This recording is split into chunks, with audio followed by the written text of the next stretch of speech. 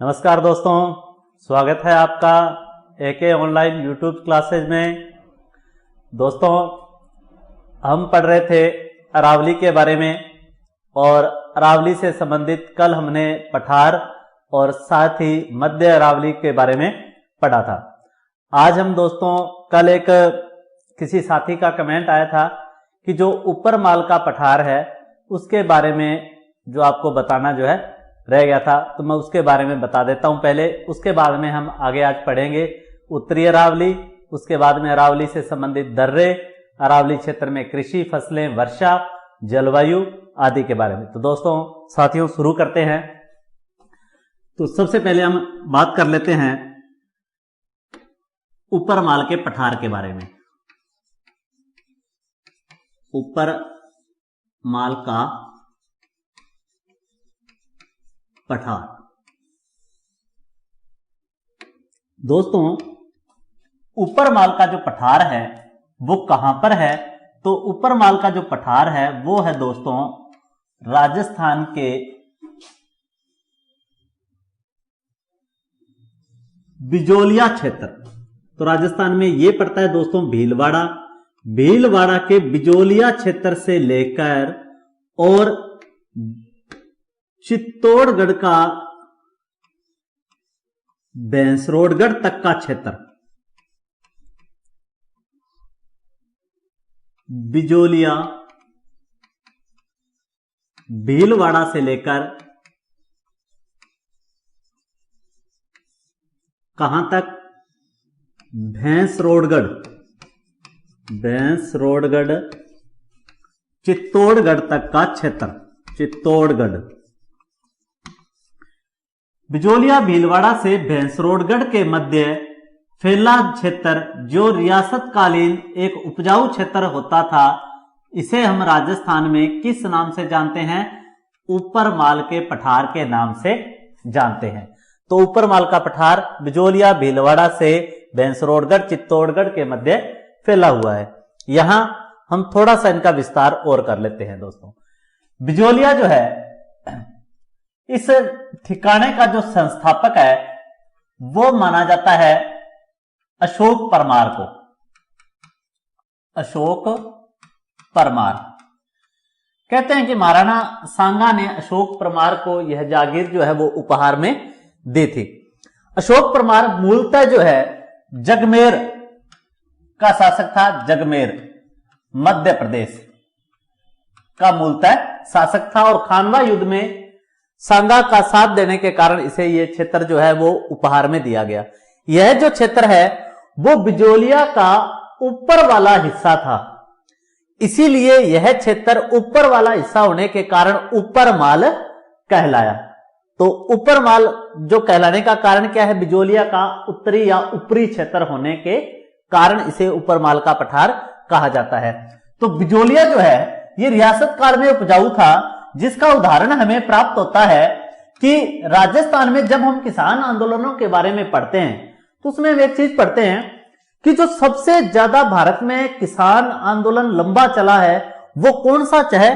तो बिजोलिया किसान आंदोलन, जो हम पढ़ेंगे 1897 से चला था और 1941 तक कंटिन्यू, ये 44 वर्ष जो है चलने वाला भारत का सबसे लंबा अहिंसक किसान आंदोलन है। तो वो आंदोलन इसलिए चला कि यहां सबसे ज्यादा लाग बाग थी। यहां लगभग 84 प्रकार की जो लागें थी वो थी किसानों पर। अब जाहिर सी बात है दोस्तों कि जो लाग है, जो लगान है, वो उसी क्षेत्र में होगा जो क्षेत्र उपजाऊ होगा। क्या किसी बंजर क्षेत्र में शासक जहां पर कुछ उपजाऊ भूमि ही नहीं है वहां क्या कोई लाग ले सकता है? नहीं। इसीलिए यहां इन लागों को देखकर ही पता चलता है कि वास्तव में जो बिजोलिया है वो रियासत काल में बहुत उपजाऊ क्षेत्र रहा होगा। तो बिजोलिया के बारे में हमने पढ़ा। भैंसरोडगढ़ के बारे में पढ़ते हैं दोस्तों कि जो भैंसरोडगढ़ है वो चित्तौड़गढ़ के जिले में है। भैंसरोडगढ़ जो है वो दोस्तों बामणी और इसके साथ चंबल, बामणी या ब्रह्माणी भी कई जगह लिखा होता है ब्रह्मानी। ब्रह्माणी जो है चंबल की सहायक नदी है। बामणी या ब्रह्माणी और चंबल दोनों नदियों के संगम पर कौन सा दुर्ग बना हुआ है? बैंसरोडगढ़ का दुर्ग बना हुआ है। और इस दुर्ग के जो संस्थापक हैं वो है सेठ बेंसा सिंह। सेठ बेंसा सिंह व साथ में रोड़ा चारण, व्यापारी था ये रोड़ा चारण। तो सेठ बेंसा सिंह और व्यापारी रोड़ा चारण ने इस दुर्ग का निर्माण जो है वो करवाया था। ये राजस्थान का एकमात्र ऐसा दुर्ग है जिसका निर्माण किसी शासक वर्ग ने न करवाकर व्यापारियों ने करवाया है। तो व्यापारियों द्वारा निर्मित ये क्या है? ऐसा एकमात्र दुर्ग है राजस्थान का। इस दुर्ग को किस उपनाम से जानते हैं दोस्तों? तो इस दुर्ग को राजस्थान में कहा जाता है राजस्थान का वेल्लोर। राजस्थान का वेल्लोर उपनाम से इसे जाना जाता है। तो बैंसरोडगढ़ दुर्ग को राजस्थान का वेल्लोर दुर्ग कहा जाता है। तो यहां ये ऊपरमाल का पठार आपको क्लियर हो गया होगा कि ऊपरमाल का पठार बिजोलिया भीलवाड़ा से लेकर बैंसरोडगढ़ चित्तौड़गढ़ के मध्य का जो क्षेत्र है इसे कहा जाता है। यह बिजोलिया का ऊपरी हिस्सा था, इसीलिए इसे ऊपरमाल या उत्तरी क्षेत्र कहा गया। इस ठिकाने का संस्थापक बिजोलिया का अशोक परमार है, जिसे सांगा ने यह ठिकाना जो है उपहार में दिया था। बैंसरोडगढ़ जो है वो दुर्ग बामणी और चंबल नदियों के संगम पर बना हुआ है, जिसकी स्थापना सेठ बेंसा सिंह और रोड़ाचारण ने की थी। राजस्थान का वेल्लोर इसे कहा जाता है। नेक्स्ट चलते हैं दोस्तों। इसके बाद हम बात करें तो हम कल अरावली का जो क्षेत्र है वो हमने कर लिया था मध्य अरावली तक का क्षेत्र। तो मध्य अरावली में हमने अजमेर और साथ ही दोस्तों हमने जो अजमेर क्षेत्र के अंतर्गत हमने बात की थी कि अरावली में सर्वाधिक संकीर्ण मार्ग, सर्वाधिक वायु घाटियां, सर्वाधिक नाड़ दर्रे वगैरह जो है अजमेर में बने हुए हैं। इसलिए यहां से अरावली का जो भाग है सबसे ज्यादा छिन्न भिन्न है, फटा हुआ कटी फटी है अरावली। इसलिए हमने बात की थी कि अजमेर अरावली क्षेत्र में सबसे नीचा बसा हुआ शहर है।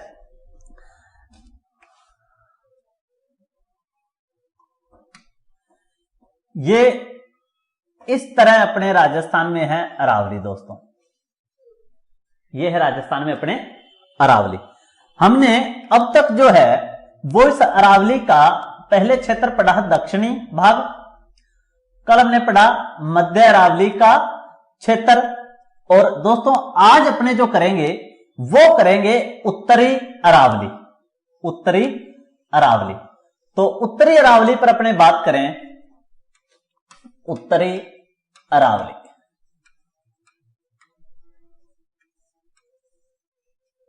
तो उत्तरी अरावली में शामिल जिले कौन से हैं? तो मुख्यतः जयपुर, दौसा, अलवर, सीकर और झुंझुनू। इनमें भी अगर अपने बात करें दोस्तों तो मैंने आपको पिछले वीडियो में बताया था कि जयपुर, दौसा और अलवर ये वे जिले हैं जहां से स्पष्टतः अरावली जो है गुजरती है, जबकि इस अरावली की जो गौण पहाड़ियां हैं वो सीकर और झुंझुनू में भी पाई जाती हैं। इसीलिए हमने इनको भी साथ लिख लिया कि उत्तरी अरावली के अंतर्गत ये मुख्यतः 5 जिले आते हैं। अब देखिए दोस्तों कि जो उत्तरी अरावली है उसकी खास बात एक तो यह है कि उत्तरी अरावली में कोई दर्रा नहीं है, कोई दर्रा नहीं है। उत्तरी अरावली क्षेत्र में कोई भी दर्रा जो है वो नहीं है, कोई भी किसी भी प्रकार का नाल घाट नहीं पाया जाता है। तो पहली बात ये, यानी एक बात यहां क्लियर होगी कि जो दर्रे हैं वो या तो मध्य अरावली में है या दक्षिणी अरावली में है। तो किस में ज्यादा है वो आपको कल वाले वीडियो में बताया था कि मध्य अरावली में सबसे ज्यादा दर्रे पाए जाते हैं, इसीलिए मध्य अरावली सर्वाधिक छिन्न भिन्न है। तो किस भाग में कोई दर्रा नहीं पाया जाता? तो उत्तरी अरावली में कोई दर्रा नहीं पाया जाता। इस उत्तरी अरावली भाग के अंतर्गत जो मुख्य चोटियां हैं अपने उनके बारे में बात करें तो यहां जो सबसे मुख्य चोटी आती है, सबसे ऊंची चोटी है, वो है दोस्तों इसकी रघुनाथगढ़। रघुनाथगढ़, ये दोस्तों सीकर जिले में है और लगभग 1055 मीटर ऊंची है। सीकर जिले में है, 1055 मीटर लगभग ऊंची है। दूसरी अपने बात करें इसके बाद में, तो लगभग नंबर 2 के ऊपर जो चोटी आती है वो इस क्षेत्र के अंतर्गत आती है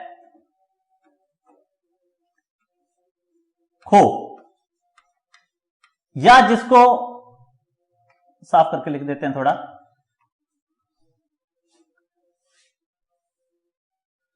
दूसरी जो इसके अंतर्गत चोटी आती है वो आती है खो, जिसे हम दोस्तों खो या दोस्तों खो नागौरियन भी कहा जाता है, खो नागौरियन। अब देखो दोस्तों, नागौरियन नाम से आप ऐसे कंफ्यूज नहीं होना कि नागौर के अंदर चोटी होगी ये। दोस्तों जो खो चोटी है, खो नागौरियन चोटी जयपुर जिले में है, जयपुर जिले में है। खो नागौरियन चोटी जो है वो जयपुर जिले के अंतर्गत है और लगभग ये कितनी ऊंची है, तो लगभग ये जो है वो है 920 मीटर, लगभग 920 मीटर ऊंची है खो नागौरियन चोटी।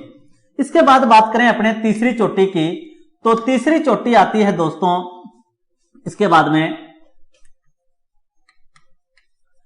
बरवाड़ा, तीसरी चोटी आती है बरवाड़ा।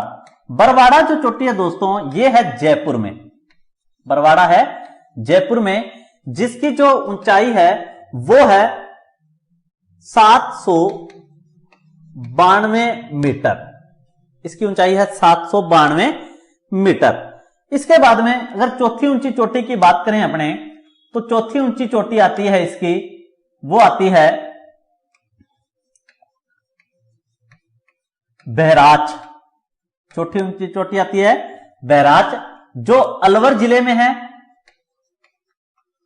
और लगभग इसकी ऊंचाई जो है वो 786 मीटर है, लगभग ऊंचाई जो है वो 786 मीटर है। आपको सभी चोटियों की ऊंचाई याद नहीं करनी है, आपको प्रत्येक भाग से 2 या 3 चोटियां पता होनी चाहिए और एक थोड़ा सा माइंड में इस तरह का अपने को सर्किल बनाएंगे अपने, कि अगर प्रश्न ऐसे आ जाए कि ऊंचाई से कम की ओर, या अपने कहें कि जो आरोही क्रम में चोटियों को सेट करना, तो उसके लिए अपने को सभी क्षेत्रों की 1-2 चोटियां हैं उनका एक आइडिया होना चाहिए ऊंचाई का। सिर्फ ऊंचाई आपके यही काम आती है, बाकी प्रश्नों के अंतर्गत बहुत कम जो ऊंचाई के बारे में पूछा जाता है, ज्यादातर जिले पूछे जाते हैं और जो शुरुआती चोटियां हैं जो अपने दक्षिणी अरावली में की थी उनकी ऊंचाई के बारे में ज्यादा प्रश्न पूछे जाते हैं।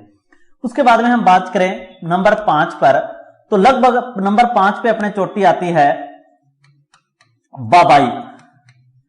बाबाई जो है दोस्तों, या कई जगह बाबोई लिखा होता है, ये दोस्तों झुंझुनू जिले में है।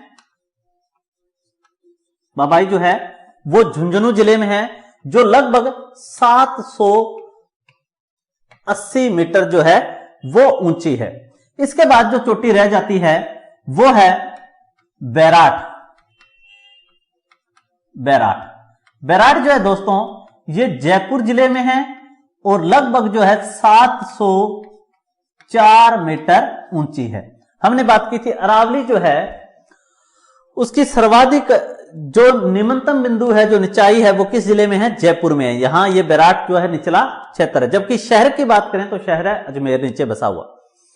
तो ये अरावली क्षेत्र के अंतर्गत कुछ चोटियां हैं, आप दोबारा देख लीजिए।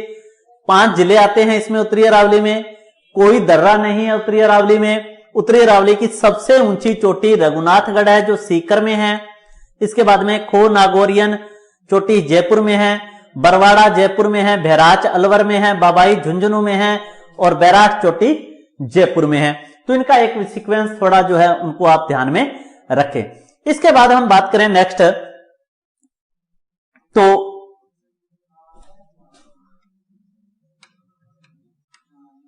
अरावली की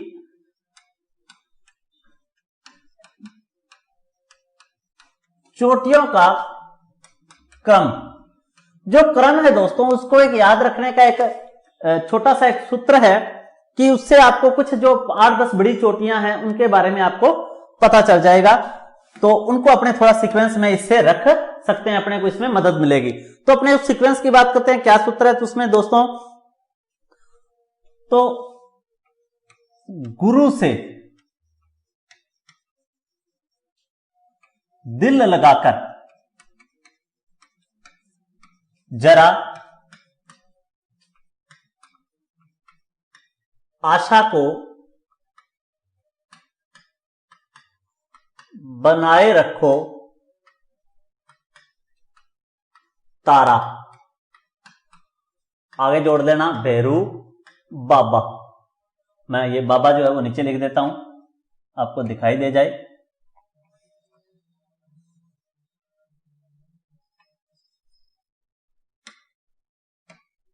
भैरू बाबा आसान है, आप एक दो बार इसको रिपीट करेंगे आपको याद हो जाएगा। गुरु से दिल लगाकर जरा आशा को बनाए रखो तारा, भैरू बाबा, ऐसे याद रख लेना। अब आप जो चोटियां हैं उनका एक सीक्वेंस जो है थोड़ा उसको बना सकते हैं। जैसे गुरु से हम सबसे पहले कौन सी चोटी बनाएंगे, गुरु शिखर। सबसे पहली चोटी हमारी सबसे ऊंची चोटी कौन सी है, गुरु शिखर है। तो गुरु शिखर जो है वो इस क्षेत्र के अंतर्गत है। उसके बाद में हम बात करें तो लगभग नंबर 2 पर से अपने बना लेंगे शेर चोटी। नंबर 3 पे अपने बात करें तो लगभग नंबर 3 पर दिल से बना लेंगे हम दिलवाड़ा, दिलवाड़ा। नंबर 4 पे अपने बात करें तो लगभग नंबर 4 पर अपने बना लेते हैं दिलवाड़ा के बाद में जरगा, जरगा उदयपुर। उसके बाद में हम बात करें 5 नंबर पर, तो 5 नंबर पर आती है दोस्तों अचलगढ़।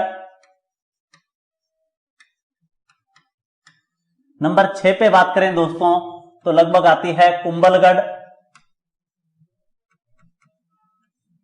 कुंभलगढ़। उसके बाद में अपने 7 नंबर पे बात करें तो 7 नंबर पे आता है लगभग,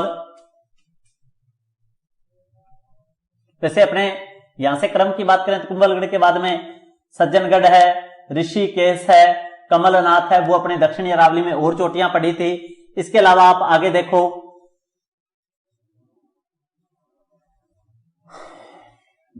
बनाए साइलेंट है, र से अपने याद कर लो रघुनाथगढ़, रघुनाथगढ़। रघुनाथगढ़ के बाद में दोस्तों कैसे है खो चोटी, जो अपने पढ़ा था खो नागौरियन जयपुर के अंदर है, वो ता से याद रख लो दोस्तों तारागढ़, ता से याद रख लो तारागढ़। उसके बाद में याद रख लो बहराच चोटी, बरवाड़ा, और अंतिम बात से बना लो बाबाई। तो इसे लगभग जो है मैं ऐसा नहीं कह रहा कि संपूर्ण रूप से ये इसका क्रम हो जाएगा, एक बड़ा बड़ा जो है आपको 10 चोटियां जो है उनका क्रम पता चलेगा कि गुरु से दिल लगाकर जरा आशा को बनाए रखो तारा, भैरू बाबा। गुरु से हमने बनाया गुरु शिखर, शेर से अपने सह से शेर बनाया, दिल से दिलवाड़ा, फिर जरगा, आशा से अचलगढ़, को से कुंभलगढ़, बै से हमने बनाया बहराच, रै से रघुनाथगढ़, खो से खो नागौरियन, तारागढ़, भे से बहराच, उसके बाद बाबा से बरवाड़ा, और फिर बा से अपने अंतिम बाबाई चोटी को बनाया। तो ये एक शुरुआती जो है वो अपने को थोड़ा सा व्यू ऑफ माइंड बन जाता है कि अपने इस आधार पर थोड़ा उनका क्रम जो है वो कर सकते हैं, तो इससे आपको जरूर थोड़ी मदद मिलेगी।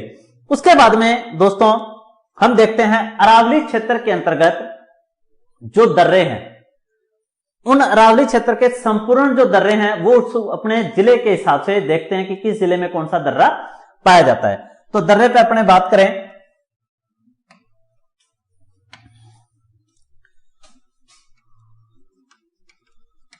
अरावली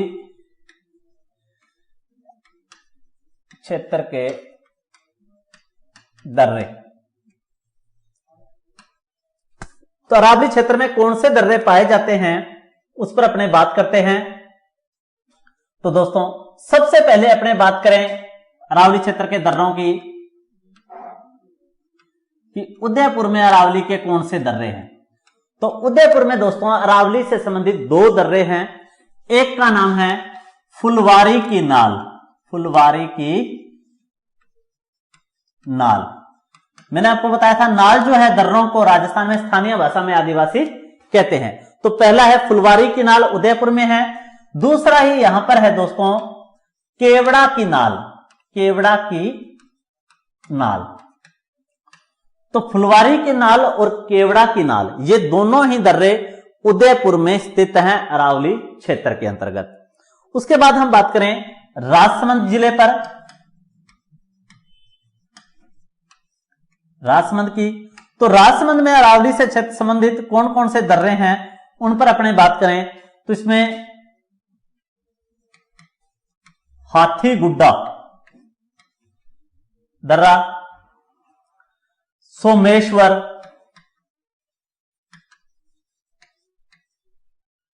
खामली घाट, कई जगह खामली को लिखा होता है दोस्तों, कामली घाट, कामली घाट दर्रा, खामली घाट या कामली घाट, पीपली घाट,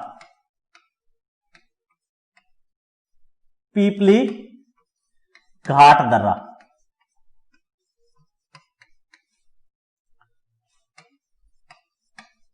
हल्दी घाटी दर्रा, हल्दी घाटी दर्रा। हल्दी घाटी दर्रा जो है दोस्तों इससे संबंधित एक इंपॉर्टेंट जो प्रश्न है वो आप यहां देख लीजिए कि हल्दी घाटी जो दर्रा है इसी के अंतर्गत आता है हल्दी घाटी का मैदान। और जो हल्दी घाटी का मैदान है ये दोस्तों लोसिंग गांव में है, जिसे कई जगह लिखा होता है लोसिंगा गांव, लोसिंग गांव कह लें या दोस्तों हम इसे कह लें लोसिंगा गांव। इस लोसिंगा गांव के अंतर्गत जो हल्दी घाटी का मैदान है इसे राजस्थान में रक्त तलाई के नाम से जाना जाता है, रक्त तलाई यानी रक्त वाली झील के नाम से जाना जाता है। तो इसको भी आप यहां ध्यान में रखें थोड़ा। तो राजसमंद के दर्रे हैं हाथीगुड्डा, सोमेश्वर, खामली घाट, पीपली घाट और हल्दी घाटी दर्रा। इसके बाद में अपने बात करते हैं दर्रे पाली वाले। तो पाली जिले में जो फेमस दर्रा है वो दर्रा है दोस्तों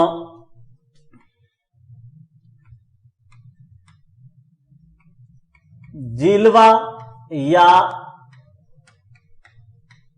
पगल्या नाड़, जीलवा या पगल्या नाड़।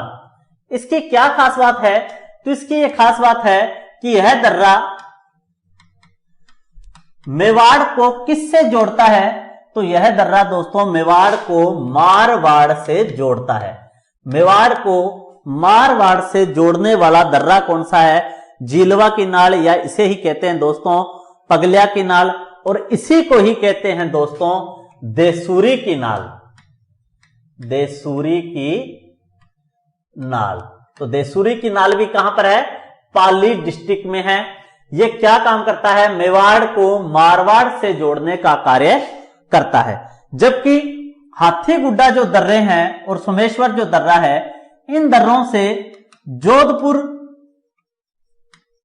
व उदयपुर के मध्य रेल मार्ग है, जोधपुर व उदयपुर के मध्य रेल मार्ग गुजरते हैं, मध्य रेल मार्ग गुजरते हैं, रेल मार्ग गुजरते हैं।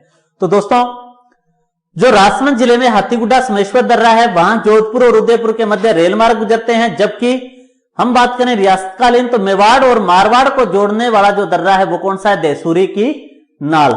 जबकि अगर आपसे पूछे कि मेवाड़ को मारवाड़ से अलग करने वाली पहाड़ियां कौन सी हैं तो मेवाड़ को मारवाड़ से अलग करने वाली पहाड़ियों की बात आए तो पहाड़ियां हैं दोस्तों आप याद रखें मेरवाड़ा की पहाड़ियां, मेरवाड़ा की पहाड़ियां। तो मेरवाड़ा की पहाड़ियां हैं दोस्तों अजमेर में, मेरवाड़ा की पहाड़ियां हैं अजमेर में। अभी हम अरावली क्षेत्र की गोंड पहाड़ियों के बारे में भी चर्चा करेंगे तो वहां भी हम इसको पढ़ेंगे। यहां संबंधित कंटेंट करते हुए मैं आपको बताना चाहता हूं कि जिस तरह मेवाड़ को मारवाड़ से जोड़ने वाला दर्रा है पगल्या की नाल, जिलवा की नाल, उसी प्रकार अगर आपसे पूछे कि मेवाड़ को मारवाड़ से अलग करने वाली पहाड़ियां कौन सी हैं तो वे पहाड़ियां हैं मेरवाड़ा की पहाड़ियां, जो हमारे अजमेर डिस्ट्रिक्ट के अंदर है।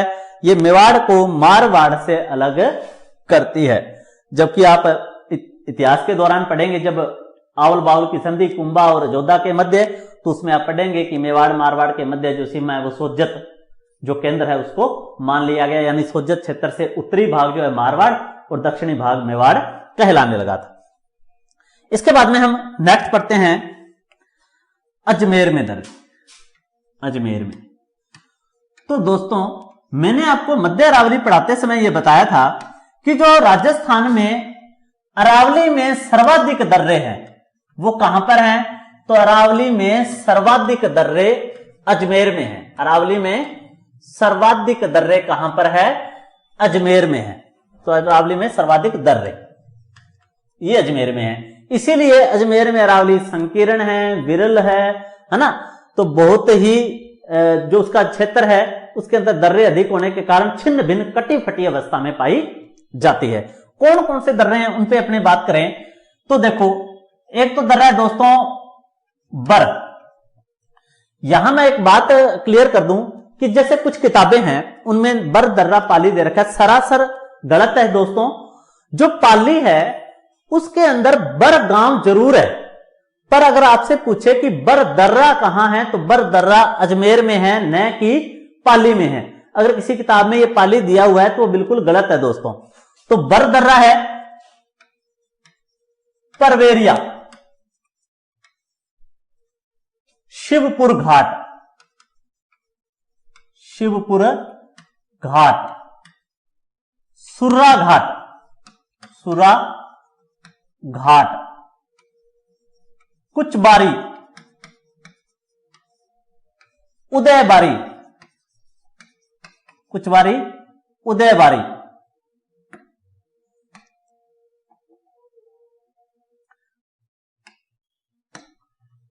उदयबारी। ये जो दर्रे हैं दोस्तों ये अजमेर में है। बर, परवेरिया, शिवपुर घाट, सूरा घाट, कुचबारी, उदयबारी। वर दर्रे के बारे में आपको बता दूं कि वर दर्रे से होकर नेशनल हाईवे NH 14 गुजरता है। NH 14 गुजरता है। तो नेशनल हाईवे NH 14 वर दर्रे से होकर अजमेर से गुजरता है। तो ये अरावली क्षेत्र के दर्रे हैं। उत्तरी अरावली में कोई दर्रा नहीं है, इसलिए हमने मुख्यतः दर्रे जो हैं अजमेर, उदयपुर, पाली और राजसमंद, इन 4 जिलों में मुख्यतः अरावली में दर्रे पाए जाते हैं। तो इसके बाद हम आगे पढ़ते हैं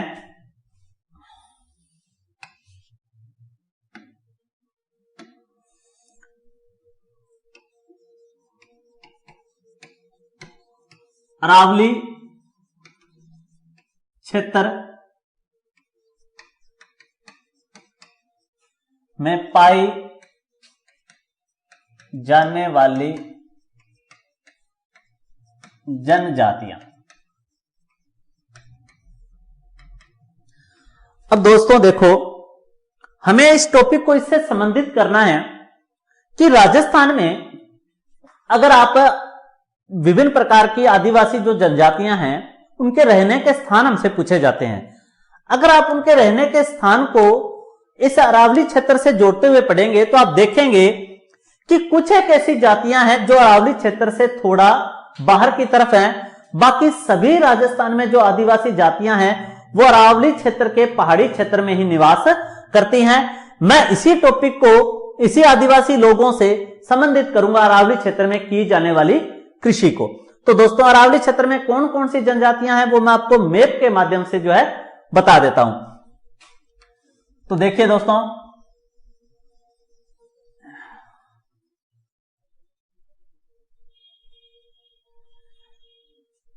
ये हमारी अरावली क्षेत्र है। अब दोस्तों आप एक जनजाति पढ़ते हैं गरासिया, जनजाति अपने करते हैं गरासिया। गरासिया जो जनजाति है दोस्तों ये रहती है पिंडवाड़ा सिरोही में, पिंडवाड़ा सिरोही। हम दूसरी जाति की बात करें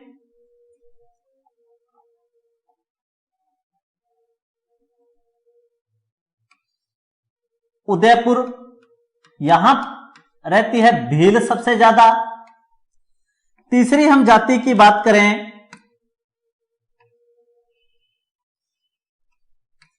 सिमलवाड़ा, डूंगरपुर में है। यहां सबसे ज्यादा डामोर जनजाति भाग रहती है, सबसे ज्यादा। हमने पढ़ा था बेनेश्वर धाम में, डामोर जनजाति बेनेश्वर धाम में सर्वाधिक उस मेले में संख्या में आती है, तो डामोर जनजाति यहां निवास करती है। उसके बाद में हम बात करें नेक्स्ट, तो ये जयपुर क्षेत्र है, जयपुर, यहां सर्वाधिक मीणा जनजाति निवास करती है जयपुर में। इसके बाद हम बात करें भरतपुर की तरफ, तो भरतपुर में सर्वाधिक सांसी जनजाति निवास करती है। अगर हम बात करें सहरिया, सहरिया सर्वाधिक शाहबाद और किशनगंज,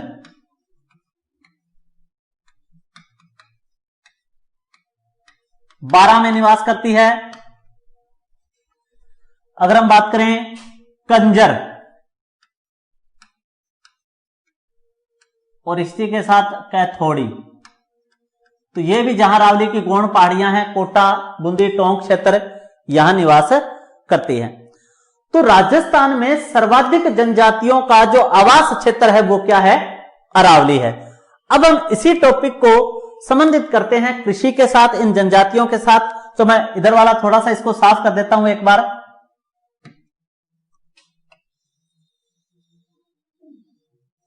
यहां तक इतना साफ कर लेते हैं हमने। अब देखो दोस्तों,